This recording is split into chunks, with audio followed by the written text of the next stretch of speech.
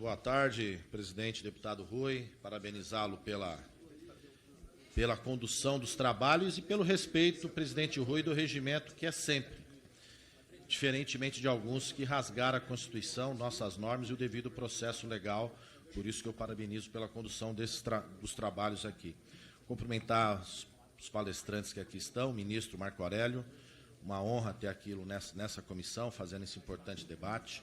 Doutora Dora Cavalcante, o doutor Douglas e o advogado Marco Aurélio, quem eu cumprimento, nosso colega de um movimento estudantil, um brilhante advogado, e parabenizá-lo pelo movimento que o Grupo Prerrogativas fez.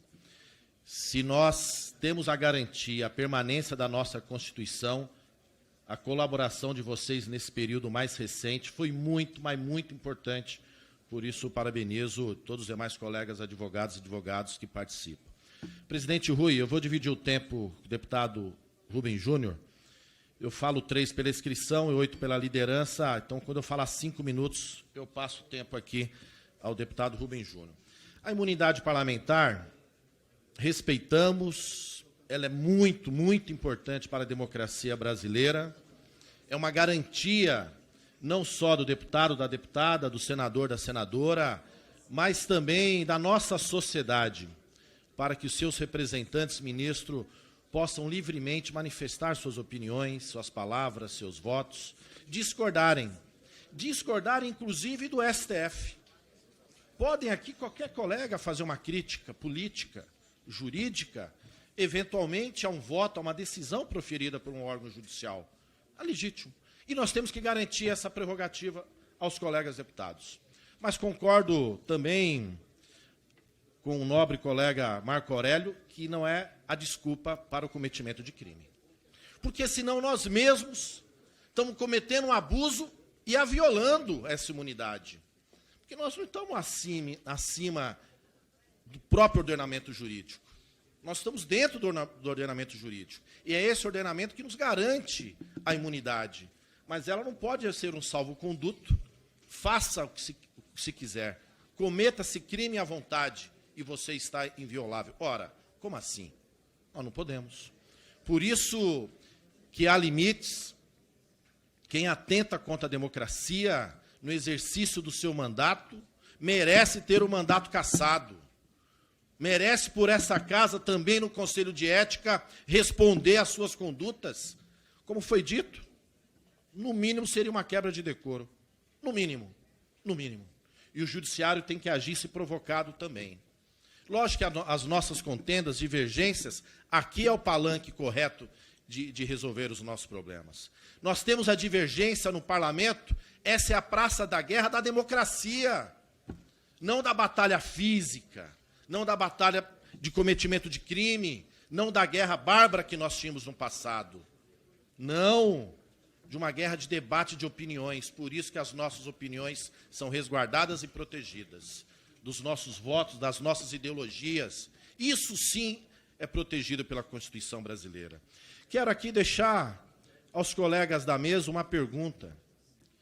Tem alguns defendendo aqui que seja inserido no texto da lei, diria da lei que vai garantir o debate verdadeiro também na rede social, não a manipulação de ideias, de opiniões, de informação, levando a condutas perigosas, criminosas também para os setores da sociedade e vitimando crianças através da rede social. Faço aqui uma pergunta.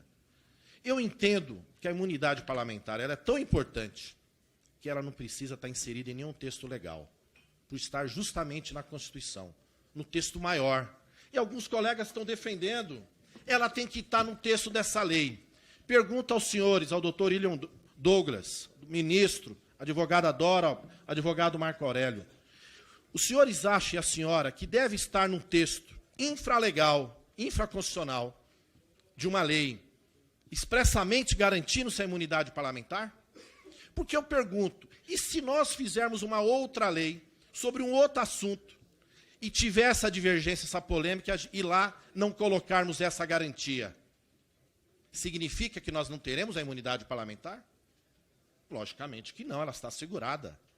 Então, senhoras e senhores, Se os senhores respeitam a imunidade parlamentar e a querem, não podemos pôr no texto do projeto 2630. É um atentado contra a imunidade parlamentar. É um crime contra nós e esse parlamento. É uma contradição com o discurso que alguns aqui falaram. É uma contradição. Mas sabe por que talvez alguns lá a querem? Porque eles acham que lá também é um palanque para se cometer crime.